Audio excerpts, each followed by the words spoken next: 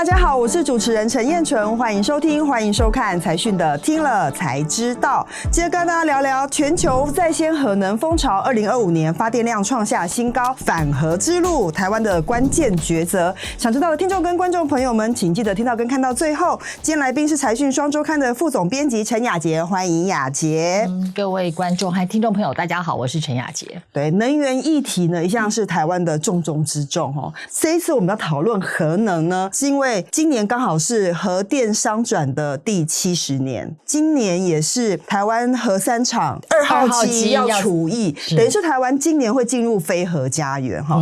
欢迎大家加入财讯的频道会员，加入之后呢，不仅可以观看会员专属影片，还有会员电子信与专属徽章，同时也非常感谢已经加入频道会员的财团们。因为有大家的支持与肯定，才能让我们继续带来更多精彩的内容。也邀请大家在新的一年继续跟我们一起追踪政经趋势、产业发展，掌握投资脉动。这个 timing 点重新的看这个议题是说，到底核能现在全球的发展的位置跟情况是怎么样？雅洁先讲一下说，到底我们这个核能商转70年这个历史，帮我们简单的帮各位观众科普一下。核能最早就是物理学上的原子能被发现嘛，感受最深的应用应该就是在2战的时候，美国用2颗原子弹来终结了这个战争，但全世界都知道这是多么具有可怕威力的一个物理能量。在这个时候，各个国家虽然就是私底下在发展他们的原子能，那都是做军事用途。然后一直到1955年，联合国它召开了第1届的国际原子能和平用途会议，才开始认定，就是说，其实原子能是可以用来增进人类福祉的。如果你是用在和平用途上的话，接着就开始有了在民生用途上面的开发。那其中最重要的，对全球影响最大的，就是在电力的这一块。然后隔年就是1956年，英国就出现了全球的第1座完全是民用的核能发电厂。其实很多的新技术都从战争而来的，是新科技从战争而衍生，然后变成居民两用之后，普遍到一般的生活大众这边来。对，军事用途有一个很重要的特色，就是它是不计成本的投入。对，有了第1座商业化核电厂之后，大家就会开始想怎么样让成本更低等等的，所以就开始效率很重要。对，所以就开始美国的2大公司呢，各推出了他们的新的反应炉的技术，分别是沸水式和压水式的。代表性公司应该就是 GE 吧 ，GE 跟西屋都是代表性的公司。对。然后那如果说俄罗斯当时是苏联对的那个部分的话，他们当然就有自己另外有石墨的技术等等。所以他们发展另外一套系统。对。我们的核1、核2厂就都是奇异，然后核3是西屋，是。对，然后核4又是奇异这样子。原来是这样。所以它经过个大扩张期之后，因为其实后来又发生了很多核安的事故嘛，对不对？其实这个扩张期大概10到15年左右的时间。那1979年发生的第一件事情就是美国三里岛电厂炉芯熔毁的事件，但事实上它是没有造成人员伤亡的。在电厂事故的隔天，美国总统自己就带着记者亲自到现场，表示说它其实是安全的，并没有什么辐射外泄什么那么大的恐慌的情况。但是呢1986年又发生了另外一件事情，就是苏联的车诺比电厂。对，那这个就是人为的事故，又有人员伤亡，然后又有辐射外泄等等的，也就是说所有核电厂可能发生的最可怕的情境那里都发生了。对，那对台湾人来说，我觉得日本的311地震引发的福岛核灾应该是让大家印象相当深刻的，对不对？对，大概就是这3件事情对核能发电带来最大的重创的3大核安事故。对，所以当时其实几个重要的公司都发生了破产啊、变卖这样的事情。对，应该要说到就是说从三里岛之后，各国就开始有一些紧缩核能的政策，欧洲那边就开始可能有一些停止新设核电厂等等的计划，这几大公司就开始接不到订单了，他们的核电部门就变得生意惨淡嘛。像 GE 的话，它就停止制造的这一块，它只做技术授权，然后它把制造的这一块它就移转到跟日本的日立 Hitachi 合作，成立了一个公司叫做 GE Hitachi， 是负责全球的业务。然后如果说是日本本身的业务的话，就叫做 Hitachi GE。对，所以他就把它切成2个不同的体系的公司。是。那西屋更惨，先卖给英国公司，然后再卖给东芝，现在是又被一个产业基金给买下来。它的技术是一直保存的，然后可是就是经营权就一直在转手，所以它一家公司的发展真的是跟产业的更迭有很大的关系，对不对？但是我觉得几个指标，就就是说其实虽然核灾的确影响了整个产业的发展，然后也让公司蛮 suffer 的，可是其实到2022年的时候，欧盟将核能列为绿色能源，对，这是不是一个转折点啊？对，算是进入一个复苏期，这几年就可以蛮明显的看到一个复苏的情况。那包括我们最早开始停止核电扩张的那些国家呢，他们都在这几年突然的转折，重启核电厂啦，或者是说使用年限到了就要除役的核电厂决定把它延役等等相关的规划。但我觉得最重要的观察指标应该就是日本啦，发生311这么严重的核灾之后，它其实现在也是重启核能。它的确在311之后一度是全国所有的核电机组都停机，但那是为了安全检查的考量，确定没有安全疑虑的前提之下呢，他们就陆续的重启。那当然这个重启的当中跟民意的沟通是花了很多的时间，可是这个当中有一个很重要的，就是因为他们已经有了自己的核能技术，这个东西不能放弃。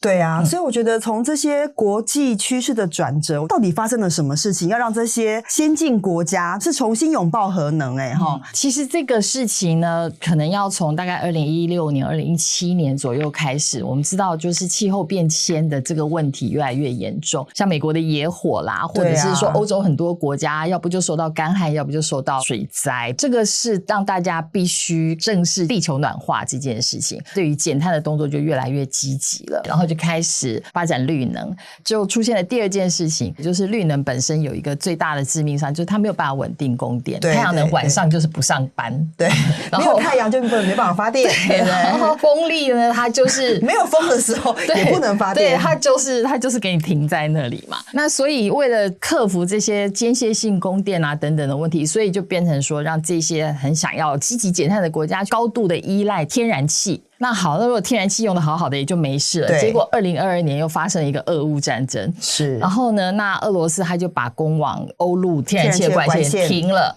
造成就是欧洲国家要不就是断气啊，要不就是天然气暴涨啦，这样的情况。真的，所以那个时候我记得欧洲那时候非常冷，但是很多人被冻死。对，所以那又是一次的能源危机嘛。没错。第三点就是 ChatGPT 突然的爆红，然后大家就开始注意到 AI 的趋势。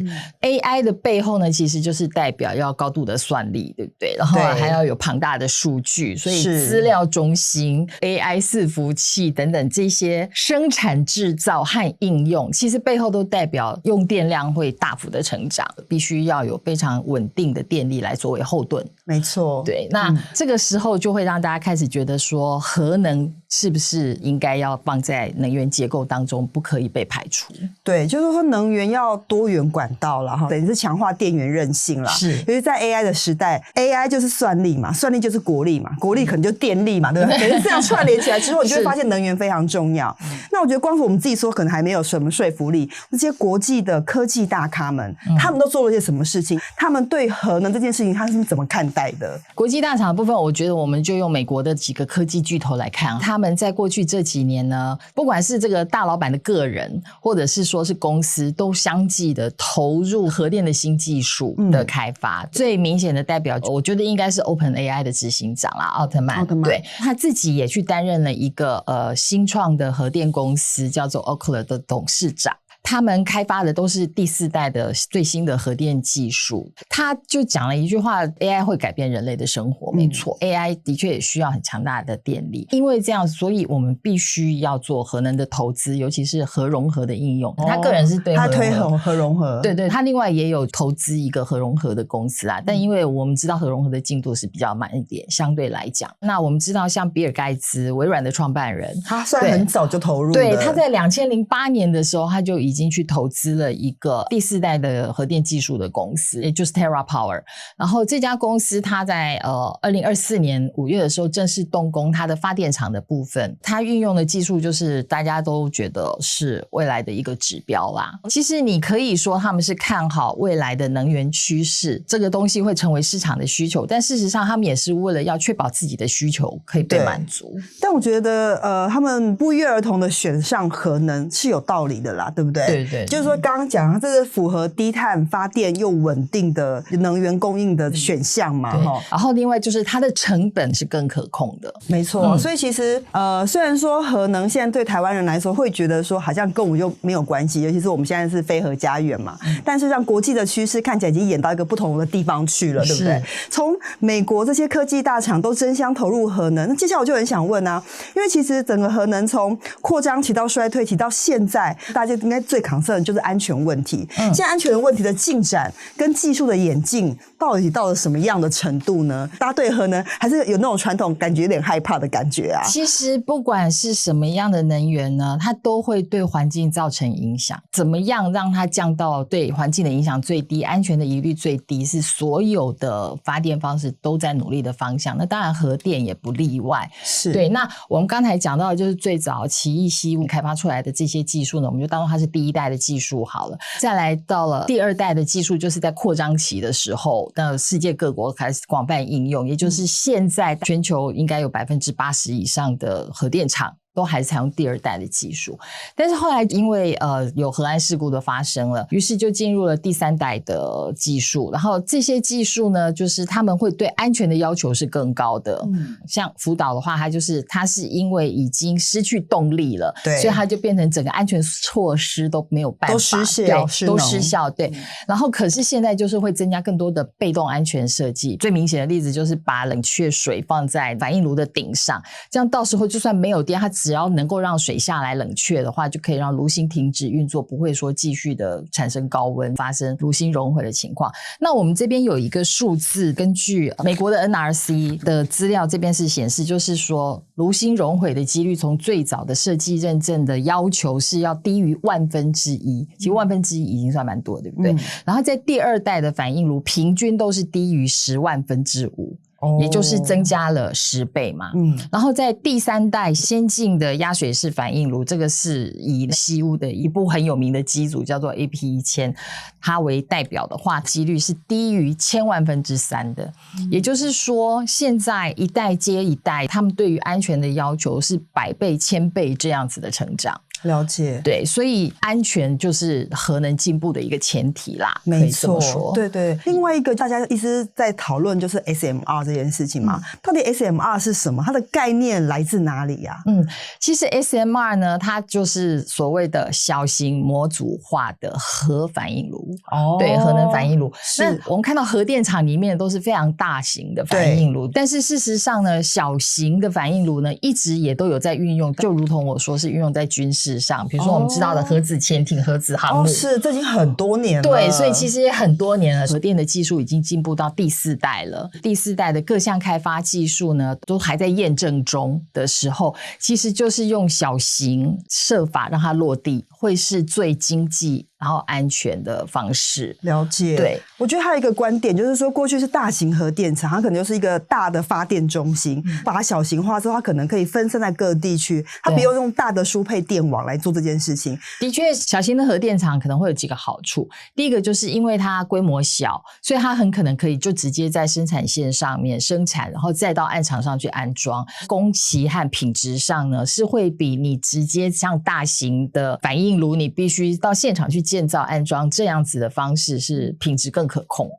对，这是一个。然后另外一个是因为它的总需要的经费呢，毕竟还是相对低，所以它会让也需要稳定电力的地方进入门槛降低一些。单位的发电成本的话，它未必会比较低，可是至少你进入门槛降低了。了解。对。然后第三个就是呢，它因为规模小，万一真的还是很不幸发生什么事故，影响程度也会比较低。其实过去都是单一电网，像台湾就是很明显的单一电网，可是现在因应绿能的发展，多元分散，对，几乎现在都是要走分散电网、区域电网的方式嘛，用核电厂来取代就是现在的一些小型燃煤电厂作为独立电厂，其实是一个新的概念。对，不过现在全球的 SMR 看起来是一个蛮理想，因为刚刚雅洁有说，但是经济效益上面还是需要再精进啦哈，所以这个部分其实在全球也碰到一些问题跟推展的困难。不过现在就是这样，就技术在进步当中，它会慢慢的克服这些挑战，到时候会变成什么样的模式？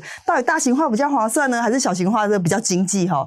效率还是会决定一切嘛，对不对？好，那刚刚讲完这么多技术的分类跟全球趋势之后，那我觉得最重要还是回来看台湾。就台湾现在也面临到一个关键点啦，就大家都知道说 AI 这个重要的发展趋势，台湾就是一个地方很小、天然资源有限的地方。是，那绿能发展我们还是要持续要做，因为这毕竟对环境友善。但如果要在基于能源稳定供应的前提下，我们要如何做到多元？那核能应该怎么思考这件事情对台湾的影响跟带动性呢？其实在核2厂的2号机要进入除役之前，就已经不管是国会或者是民间都有一些讨论了啦。是，那我们在2019年的时候也曾经举行过一个公投，就是以核养绿，但后来政府还是决定持续的执行我们的非核家园政策嘛。对，如果回过头来看，台湾发展绿能应该已经也将近10年的时间了。那的确，我们的绿能的装置容量是成长的，但是如果看发电结构，在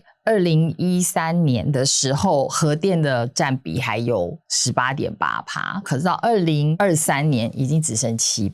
但是呢，我们的这个绿能包括再生能源或者是抽蓄水力加起来到现在其实也不到 10%。那其他的 80% 以上都是还是来自火力。说起来就是其实我们绿能推广了半天，但是其实它对于我们减碳真的很有限。对，那其实这个应该源自台湾的天然环境的受限嘛，就比如说我们地方又这么小，你说太阳能板要能够放到多少去啊？风力发电都插满了，能够到底发电量到多少？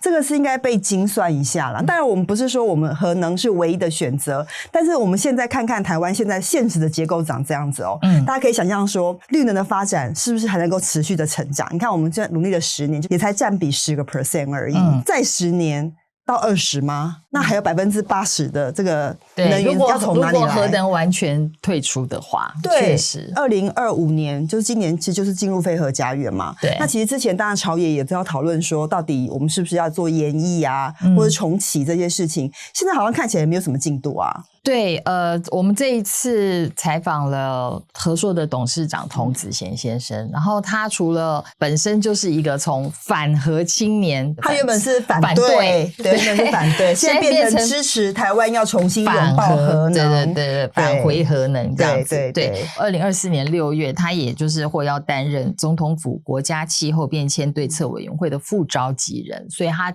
在里面呢就有提出一些他的主张。那这次我们专访他的时候，他也有说在这段时间他不管是跟朝野啊不分蓝绿啊都一起共同的讨论这个问题。其实民意代表呢，甚至于是我们的一些相关的官员呢，他们是可以接受重新思考这件事情。但是现在卡在一个问题，就是因为我们就是有非核家园这4个字放在环境法规里头，所以变成说我们要做任何的长期的能源规划，或者是任何的减碳项目的规划，你就是不能把核能2个字放进去。哦，了解。所以重中之重应该先把非核家园这个紧箍咒先拿掉嘛，对，让它可以变成一个评估的选项之一。是，然后到时候我们就可以开始来讨论核3 2号机是不是要延役，这件事情会蛮重要的。一停机了，然后开始进入除役的程序的话，要再从头来，其实就会要花好几倍的成本。反应炉要停机到恢复，它不是立刻像开关一样立刻就可以打开关起来的，对不对？对，需要好好的思考这件事情。但我觉得童子贤他讲一个观点跟一个分享让我印象非常深刻。他说瑞士这个国家，瑞士这个国家大家知道它的核能发电占比有多少吗？对，大家一定很难想象到，大家可能觉得它这个洁净的国家，对不对？好山好水好漂亮，结果呢？结果它的核能发电占比是 44.4%， 是不是颠覆你的想象？它另外还有 47% 是水力，然后其他才是其他的绿能。了解。所以我觉得瑞士是一个很好的借鉴，大家可以重新思考一下。第一个是日本重新拥抱了核能，第二个是瑞士像这样的国家，它的核能发电占比其实并不低啊。对。那台湾的资源有办法跟其他国家做比较吗？那我们是不是应该就完全排除核能呢？我觉得这是一个蛮大的问号，大家应该可以好好思考一下。我另外一个想问就是说，就算我们都理解核能很重要好了，可是在你家旁边我就不要啊。我觉得这是大家普遍的心态。那到底台湾如果要发展核能，我们有什么解套的方法吗？童子贤针对这样子的民众观感，他有什么提出什么解方吗？其实现在台湾有一个好处，就是至少核1、核2、核3、核4这4个厂址都是已经核定可以设置核电厂的，原址就可以做扩张。老实说啦，我们这4个厂里面设计的呢，都是可以放不止2部大型机组的。最早规划的时候，台湾是希望可以做到20部核能发电机组的规模，但是其实我们现在都只做到2部机。也就是说，如果我们要发展新世代核电技术的话，我们是有空间的。这是第一个核能可贵的地方，在40年前规划好的土地的基础上，持续的善加利用，就可以满足台湾的用电。那另外一个问题就是说，有了地址要人才啊，对不对？是。这次我们也访了清大核工所哈，那我觉得这个也是一夜沧桑时啦哈。我觉得很多清大核工所的学生们应该很有感觉，老师们也很有感觉。对，清大的校园里面有全亚洲的第1座的原子炉。对，这是清大当年在台湾附校很重要的一个政策使命，就是要协助台湾发展原子能。这个反应炉呢，它到现在已经60年了嘛，也经过研议3次了。他们自己也已经做过 SMR， 装在车上，然后去全台的校园巡回这样子。真的吗？这没有辐射吗？就是你控制得好，他们就是要告诉你核能可以是安全的使用的。了解。然后但即使是这样啊，你毕竟碰到大环境，像全球的这个核能工业都陷入停滞跟衰退的情况的时候，就业机会大减，也就影响了学生进入这个系的意愿嘛。所以他们当时在工科的那个招生的排名里头，从全国第6名掉到80几名。对，所以后来他们中间经过2次的更名，课程也变得很多元化，然后就开始招收新的老师，都不是跟核能相关的。后来政府就又发现说，不对，其实原子能的应用也不只是发电而已。这几年在核子医学上面，对医疗应用上其实非常重要。对，不继续培养核工人才，其实对台湾未来也会是个隐忧，所以清大核工所才又在2007年成立。全球都这么积极在发展核能的新技术，台湾有跟上吗？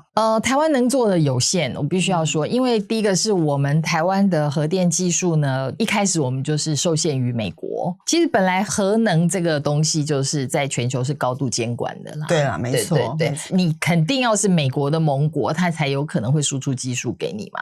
台湾现在这么多年来一直没有办法建立核能的产业链，一个是我们的市场太小。4个厂，然后8部机组这样子，然后而且8部机组用了2个不同的技术这样。不过台湾在运转维护的这个部分是全球算是有名的啦。真的对，这个部分的能量要能够维持住是很重要的，对台湾来讲是会有意义。然后另外一件事情就是像核能安全这件事情，其实也是需要长时间的培养跟建立训练。没错。对，我们这次采访到的一个专家就是廖世宏先生，他就是非常语重心长，他觉得就是说，如果今天真的进入非核家园，我们过去数十年来累积的这些运转的经验，还有核安的文化，还有大家对于辐射相关教育的认知都很难维持。接下来在原子能的其他应用领域，医学啊或什么的话，我们也都会落后国际。特别是现在不只是先进国家在发展新世代的核能技术，连我们周边的一些亚洲邻近国家，他们要不像日韩已经也拥有了自己的核能技术，要不就是也是在积极的引进核电的情况之下，我们会成为国际的核能孤儿。所以这是一个蛮大的警讯啊，大家应该重新思考一下这件事情，因为核能不是只用在发电上面，它的应用范围非常广。更何况其实这次我们盘点了全球核电厂的分布跟新建中，摊开来你就会发现全球核电厂最多的地方在美国。对，现在新建最积极的国家是中国。好，中国沿海一字排开，全部都是核电厂，就代表说其实全球都在开始回头在看核能的时候，台湾到底应该要怎么样面对这样子的国际趋势。那其实这一期的731杂志，雅洁的团队带了非常多的珍贵跟宝贵的内容，我觉得非常值得观众来读一读，就觉得大家会有些新的想法跟新的启发。那接下来我们要回复一下财团在听了才知道第227集医疗险缴了10几年，关键时刻不够用，你的保险真的保险吗？里面的留言。第一位财团好朋友陈思翰，他说首先保险就是跟保险公司做风险对冲，说更直接一点就是对赌啦。其次呢，保险是帮你做损害填补，所以只是你自己先掏钱，然后保险公司审核哪些是要帮你的，再把钱还给你。所以除非你有资产传承的规划，不然绝对不要买储蓄险。对了，保险的类型有非常多，到底要买哪一种险种，这个东西我觉得哥呢是看每个人的需求不一样。对，我觉得这一位财团好朋友他的概念是很清楚的，很正确的。第二位财团好朋友朱阿庆，他说其实我觉得可以带入最近政策，就是医院个别总额制，以后依靠健保没问题，前提是医院的健保点数总额要够用，不然医院是不会收赔钱的病人的。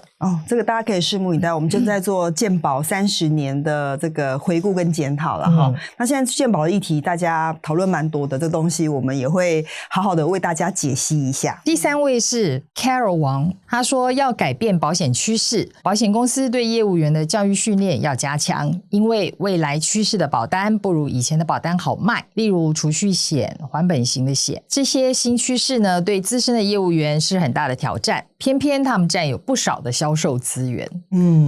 这个是行内人，对，有可能对，要非常了解行内的动态。最后这一位是 Love Peace 888，他直接就问我们说请问30岁要买什么样的保单呢？他们完全没有买过，直接实支实付会更有效益吗？目前资产配置都在美金定存、债和股做配置，请问多少的保单金额占总资产比例是最合适的呢？或是超出多少金额不划算呢？可有过来人或前辈指导。这些相关的问题我们在第730期的报道的时候都有解答，我建议就是您可以去看上面我们有大概的一些 guideline， 你看怎么样是符合自己的需求，参考一下。但是呢我也要说他完全没有买过保单这件事情真的你现在有所觉悟是对的提早做准备啦齁。对，不见得是越早买越好，但是找到适当的产品，对，买到适合的保险真的会比较保险。希望大家的保险都很保险好吗？好，今天非常感谢雅洁的分享，如果你想了解更多的内容，欢迎点击资讯栏里面的文章连结。如果想看更多的报道，也可以购买财讯双周刊第731期杂志。听了才知道，我们下次再见，拜拜，拜拜。